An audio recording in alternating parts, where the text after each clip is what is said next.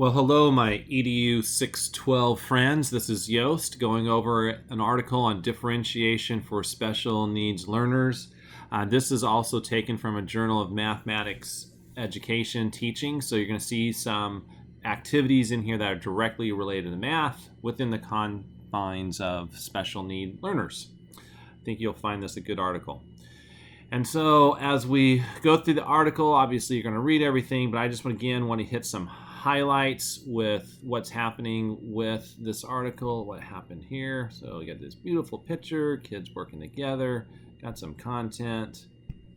I just want to get down to article is going to talk about integrating various strategies into a lesson, but this is a table that I think you're going to find particularly important. And why I like this table is that it really targets some of the things that we've been talking about in our class.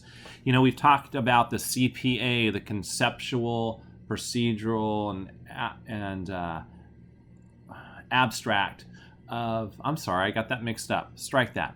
We have two CPA triangles. So the first one is all about the concrete, pictorial, and abstract. We've talked about that's a very important way for kids to understand their learning. If they don't understand what the symbol 3 means, that's the abstract, then we need to go back to the picture. That picture might be 3 blocks, and then of course, if they don't understand what 3 blocks are, you give them 3 blocks that they can actually touch, and that's the concrete. So that's one of our strategies on the CPA is the concrete to the pictorial to the abstract.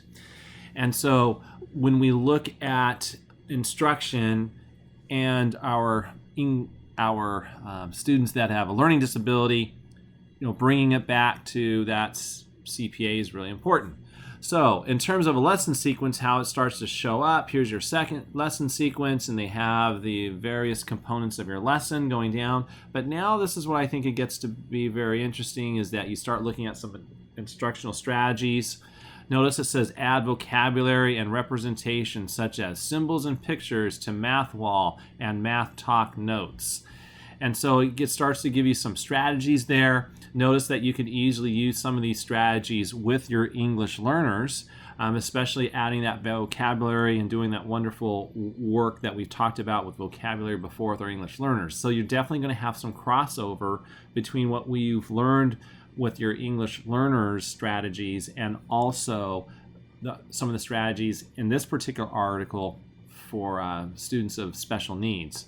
And then this will also give you that purpose of instructional strategy. Why are we doing the things that we're doing? So when you are looking in your TPA number 2, when you need to give that rationale as to why you're choosing a particular strategy, this is just an example of an instructional strategy linked with the purpose and the rationale. So for instance, partner and share, it does, a lot of these things right here to expand and reinforce language skills, some of the SMPs that are there. So this is a very handy little chart that I think you need to pay close attention to, as it gives you a good model of what some rationale looks like. Remember, your rationale should have some good detail to it. And the article goes on and talks about some other things too. We're going to come back to this type of problem. This is a sidetrack on how we add and subtract and the type of word problems that are set up. And so we'll come back to that in a later lesson from our text.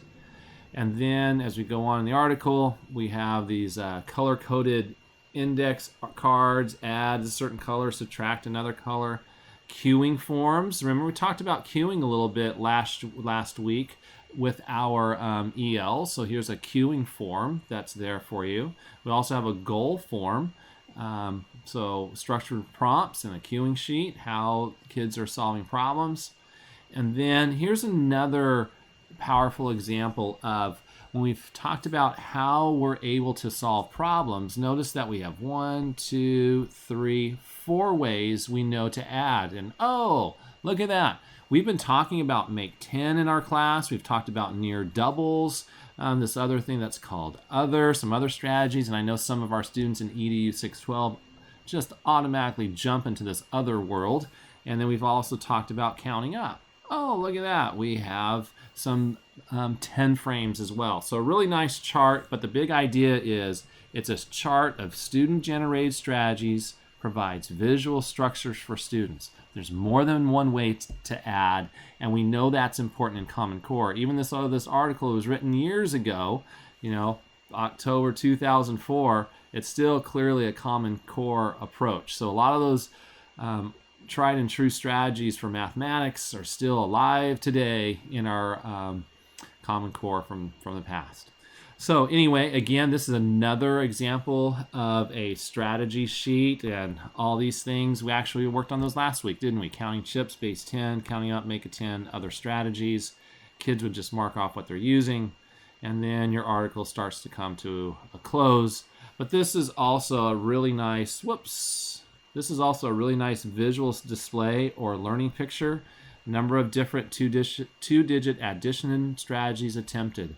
And so it talks about whether they were successful or unsuccessful, and just a student named Carlos who's been monitoring his learning. And notice that we started off in week 1 with just adding 10s and making a 10, and then just moved over with some strategies, and he's feeling more successful as we go along. So anyway, that's the special education article that I wanted you to become familiar with. Again, there's some very good tables in there that I think would be beneficial for you to refer to on your TPA task number 2, in the sense that it gives some nice rationale.